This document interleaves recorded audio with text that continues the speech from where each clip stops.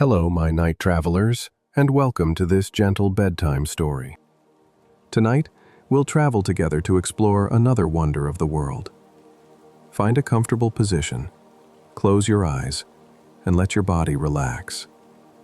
Take a slow, deep breath in, and then breathe out softly. Feel all the worries of the day fade away. Now, let's begin our peaceful adventure beneath the quiet night sky at the Great Wall of China. Tonight, silver moonlight touches the lonely hills of ancient China. We drift back through centuries to a time when the Great Wall was only a promise on the horizon. In those days, the land was divided among many small kingdoms, each protecting its borders with walls of its own. These early ramparts were simple but strong, made from local stone or packed earth, sturdy enough to stop arrows and swords. Can you imagine the quiet nights back then? On a ridge of dirt and rock, a lone sentry might have gazed into darkness, listening for hoofbeats on the wind. Far below lay villages sleeping in fragile peace, comforted by the barrier their rulers built. In 221 BC, the king of Qin conquered his rivals and became the first emperor of a unified China. To secure his new realm, he tore down the old internal walls that had divided his lands and commanded new fortifications to rise along the frontier, guarding against northern tribes. Through valleys and over mountains, countless workers labored to connect and expand these defenses into a great, continuous line. It was back-breaking, endless work. Thousands of laborers, soldiers, peasants, and prisoners alike heaved stones and packed earth to push the wall farther and farther.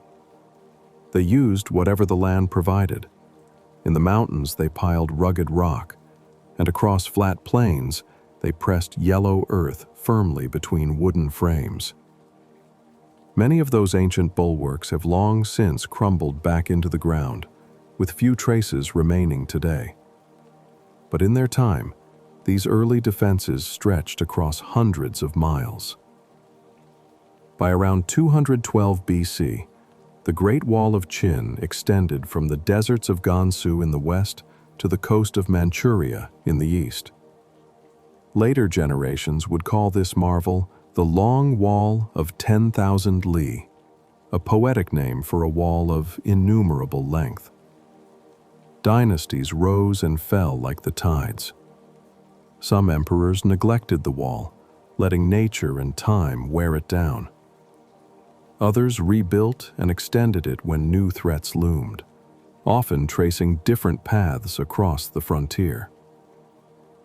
Over the centuries, the Great Wall was never a single unbroken rampart, but many walls laid down in succession, each layer of bricks and earth a memory built upon the last. Yet every stone and every rammed earth mound carried the same wish: to keep families safe, to mark the boundary between peace and danger. As you breathe softly in the dark, you can almost hear echoes of those wishes, whispered by ancient voices and carried on the night breeze along the first walls of the Great Wall of China. Time drifts forward, and centuries pass like waves against the stones.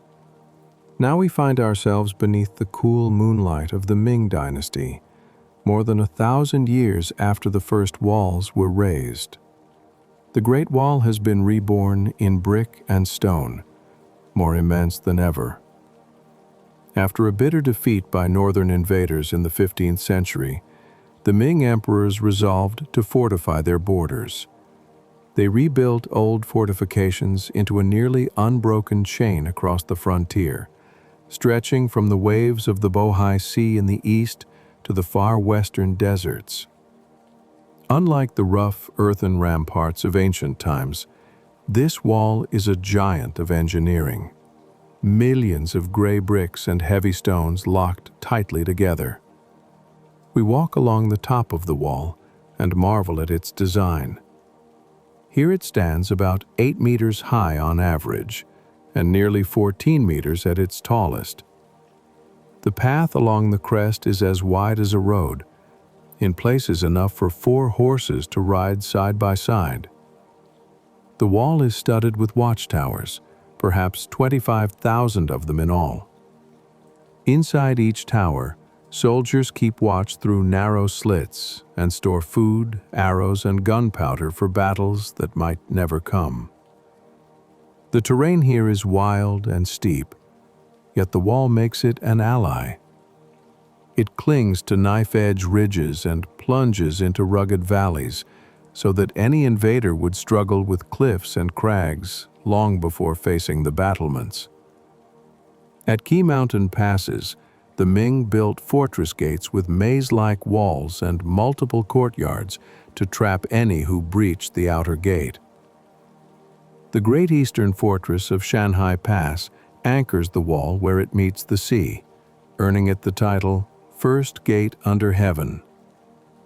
Far to the west, at Jiayuguan, the last stronghold stands in the Gobi Desert, where the wall fades into sand.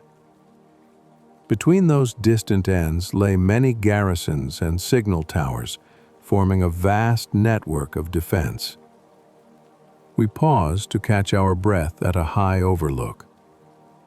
From here, the wall rolls over dark peaks like a dragon of stone under the moon. One can only imagine the immense human effort it took to raise such a bulwark. In the 1560s, General Qi Jiguang oversaw the rapid construction of over 1,000 new watchtowers, refacing old mud walls with brick and stone. So much toil and ingenuity were poured into these ramparts that they still endure after centuries. The Ming Great Wall was more than a line of defense. It was a symbol of resolve. Standing atop these stones, we can feel that resolve echo through time. A quiet strength in each battlement, whispering that this wall would guard the heart of China through any storm. Night settles once more over the mountains, and the Great Wall drifts into shadow. High above the valleys, the stones glow silver in the moonlight. On a lonely watchtower, a guard keeps his silent vigil. The air is thin and cool, the horizon endless. Hours pass with only the whisper of wind. Then, faint and sudden, a glimmer appears far to the north. A small, moving flame, like a heartbeat of light on the distant dark. The watchman leans forward, eyes narrowing. That glow could be torches of an approaching enemy. Working swiftly, he crouches beside the beacon pit, where embers wait beneath a layer of ash. He throws on dried wolf dung and brushwood, and a thick column of smoke curls skyward, glowing orange at the edges. Flames leap high into the night, cutting through the wind. Far down the line, another watchman spots it. First, the faint smudge of smoke in the moonlight, then the orange flare. He lights his own beacon, passing the message onward. One by one, the towers awaken. Fires blossom along the ridges like a necklace of stars, stretching from horizon to horizon. Each blaze carries the same urgent message, racing across mountains and valleys. Danger approaches. Within minutes, the entire frontier is alert. From fortress towns miles away, drums sound softly. Soldiers rouse from sleep. Couriers tighten their saddle straps and vanish into the darkness, hooves striking sparks on stone. This is the ancient language of the wall's signal towers. By day they speak with smoke, by night with fire. Dried wolf dung makes a dark, thick smoke visible from far away. The Ming armies even refined it into a system of signals. One beacon meant a small enemy force, 2 meant a larger band. 5 blazing towers meant 10,000 riders were near. When fog or rain hid the sky, the sentries used flags by day and lanterns by night. The rhythm of light and shadow was the heartbeat of the frontier. Our watchman tends his flame a while longer. He gazes across the mountains and sees faint glows where other towers answer him, stretching endlessly through the mist. The horizon flickers and fades as the message completes its journey. Slowly the fires die back to embers. The towers fall silent again, their duty done. The guard exhales, his breath a faint cloud in the cold air. Above him, stars shimmer quietly, like the reflection of the beacons themselves. He sits against the wall, weary but content. Perhaps the enemy turned back after seeing the wall alight. Perhaps the warning saved a village far behind him. The night is peaceful once again. The stones beneath him are warm from the fire, and as he closes his eyes, the great wall hums softly, with the memory of countless centuries before him. Men who, for centuries, kept watch and spoke in light. Dawn creeps slowly over the ridges, washing the stones with pale gold.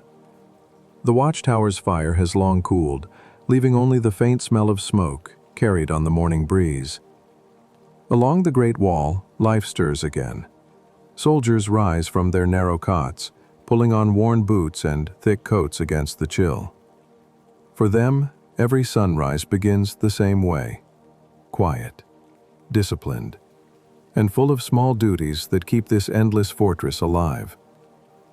A seasoned guard named Jiang shoulders his spear and walks the rampart, his shadow long against the stones. He's been stationed here for 5 years, one of nearly 1 million soldiers spread along the wall during the Ming dynasty's height. The frontier is peaceful this season, but vigilance never fades.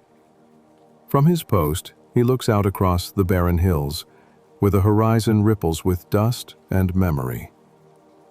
After inspection, Jiang trades his spear for a hoe.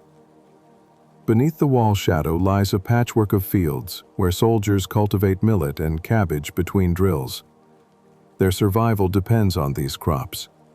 Fresh supplies rarely reach such remote outposts. Together they plow and water, their laughter mixing with the wind. When the sun climbs high, they rest beneath the arch of a watchtower, sharing steamed buns and hot tea from metal cups dented by years of use. There is camaraderie here, a quiet brotherhood forged from long seasons of isolation. Some hum folk songs as they mend their armor. Others write letters home by the light of small oil lamps, words carrying hope across mountains and months. Beyond the wall, their families live in tiny settlements that grew beside the garrisons, villages that owe their existence to the soldiers who protect them. Over time, these families became part of the wall's story too. Wives, children, and elders tended markets and schools near the forts, while the men stood guard above. Some towers even came to bear the family names of their keepers, a living tribute to generations of service. As the day fades, the wall softens under amber light. Jiang finishes his patrol, gazing across the valley one last time before darkness settles. He remembers his father's tales, of bitter winters when snow buried the parapets, of comrades lost to exhaustion or cold. Yet despite hardship, the wall stands, and so does he. In the gathering dusk, he takes his turn at the night watch, pacing the moonlit stones with calm, deliberate steps. Below, campfires flicker like small stars, each flame a fragment of endurance. He hums softly to himself, a tune older than memory. The melody drifts along the rampart and vanishes into the night wind. Somewhere far away, another sentry might hear it and hum in answer. The great wall stretches between them, not as a barrier, but as a bridge of human presence, linking countless lives, each heartbeat echoing through its silent stones. As days turn to weeks, the rhythm of life along the Great Wall continues. Watch, work, rest, repeat. Yet not all stretches of this mighty boundary are silent or lonely. Far to the east, the morning sun gleams on a great fortress gate where stone and commerce meet. Here, the wall breathes with movement. Hooves clatter on packed earth, wheels creak beneath laden carts, and voices rise in a dozen tongues. This is one of the great frontier passes, where the empire opens its arms to the outer world. Through the haze of dust, a long caravan appears, camels swaying under bundles of silk and tea, merchants wrapped in travel-worn robes. They have come from deserts and steppes, following routes that will one day be called the Silk Road. As they approach the towering gate, guards step forward in armor that gleams beneath the light. No one enters without inspection. The traders dismount, bowing respectfully as papers are checked and goods weighed. Inside the gate's cool tunnel, officials sit behind wooden tables piled high with scrolls. Their brushes dance across paper as they record each load. Bolts of silk, bricks of tea, sacks of salt, bundles of fur, jars of oil and spice. Taxes are collected, seals stamped, and ledgers closed with careful precision. Though the wall was built to guard against invasion, it also stands as a doorway, regulating the exchange between two worlds. On one side, the Chinese heartland. On the other, the endless grasslands beyond. Outside, beyond the gate, a market sprawls beneath rows of canvas awnings. The air hums with barter and laughter. Nomads trade horses for tea, while local farmers offer fresh fruit, grain, and pottery. A young boy tugs at his mother's sleeve, pointing to a stall of brightly painted toys from the west. A merchant from Samarkand unwraps bundles of cinnamon and saffron, their scent drifting sweetly through the air. Everywhere, people bargain in a blend of languages: Chinese, Mongolian, Persian. Words rising and falling like music. As the afternoon wanes, the crowd thins. The sun dips low, tinting the wall gold and crimson. Guards close the outer gates with a groaning thud, and torches flicker to life along the ramparts. Inside a small tavern near the gate, traders and soldiers share bowls of soup and warm wine, exchanging stories of long journeys and narrow escapes from desert storms. Laughter echoes softly under the vaulted ceiling. For a moment, the wall seems less like a boundary and more like a thread, weaving distant lands together. Beyond its vast stones, empires rise and fall. But here at its gate, people meet as they always have, to trade, to talk, and to find a bit of warmth before moving on. Outside, the night wind gathers. The torches burn steadily against the dark, and the wall stands watch, holding its quiet balance between worlds. Far from the bustling gates and lively markets, the Great Wall stretches into solitude. Here, in the quiet folds of forgotten mountains, it slumbers beneath a blanket of time. Grass and wildflowers now grow between the stones where soldiers once stood. The wind sighs through the hollow watchtowers, whispering to no one. Centuries have passed since any beacon burned here. The world below has moved on, but the wall remembers. Along a narrow trail winding up a steep slope, an old man named Zhang climbs slowly, his walking stick tapping softly on the rocks. He has lived his entire life in the small village below these ruins. Every morning, when the first light breaks over the hills, he makes his steady pilgrimage to the wall. To him, It isn't just stone and history, it's family. His ancestors built and guarded this very stretch during the Ming dynasty. For over 12 generations, they have cared for it, watched over it, and now he does the same. Reaching the top, Zhang pauses to catch his breath. Before him lies a broken section of wall, its once mighty parapets worn down to low mounds of earth. The stones are cracked, scattered, and half swallowed by weeds. He kneels, brushing dust from a carved tablet embedded in the ground. The faded inscriptions still show the names of soldiers who served here centuries ago. Names long forgotten by the world, but not by him. Carefully, Zhang copies each mark into a small notebook, preserving what remains of their memory. Sometimes travelers find their way to this remote spot. Photographers, hikers, dreamers chasing echoes of history. When they do, Zhang greets them warmly and shares stories passed down through his family. He tells of a time when smoke signals rose above this ridge, when laughter filled the barracks below, when flags fluttered against the sky.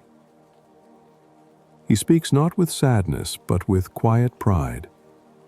For though the soldiers are gone, their efforts endure in every weathered stone.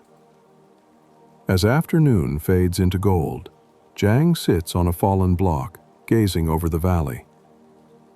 The air smells of grass and dust, and the sunlight glows through thin clouds. He listens to the wind brushing the stones, almost like breathing. The wall, he thinks, is alive in its own way. Ancient, patient, and full of stories that time has not erased. When the shadows lengthen, Zhang rises to leave.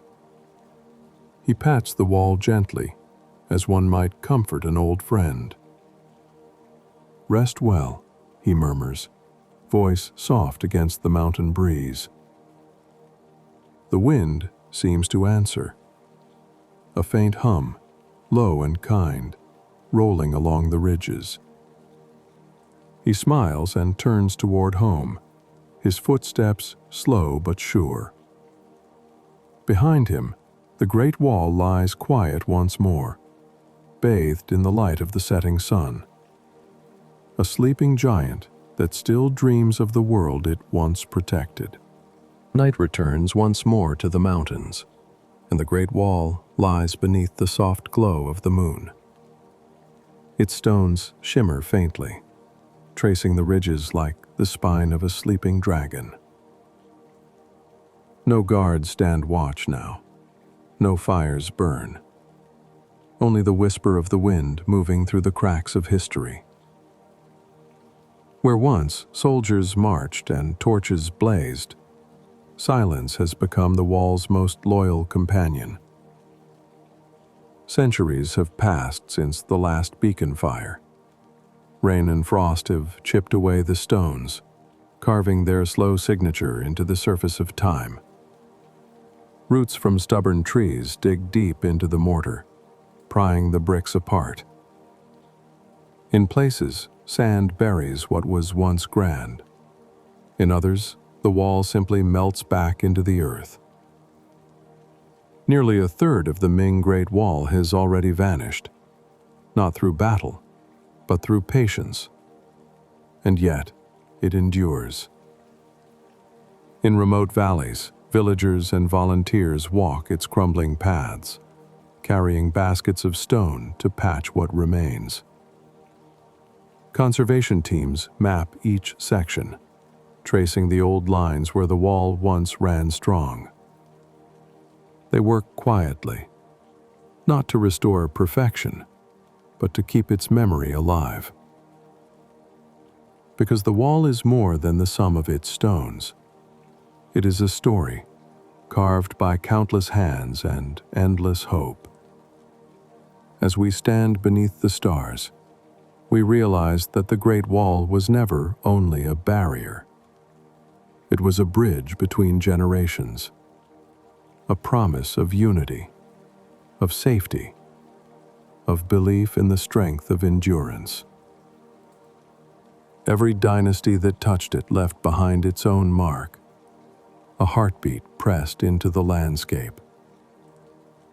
And though the stones may crumble, the spirit within them still hums softly, like wind through a flute left on the mountainside. The night deepens, wrapping the wall in quiet peace. From here, it seems to stretch beyond the edge of the world, following the curve of the moonlit earth. You can almost feel its pulse, steady, patient, eternal. Thank you, my night travelers, for walking with me through its story tonight. The Great Wall of China still stands, not only on the ridges of the land, but in the hearts of those who remember it. May its calm strength stay with you as you drift into rest. And until our next journey together, may your dreams wander far, across mountains, through time, and beyond the map.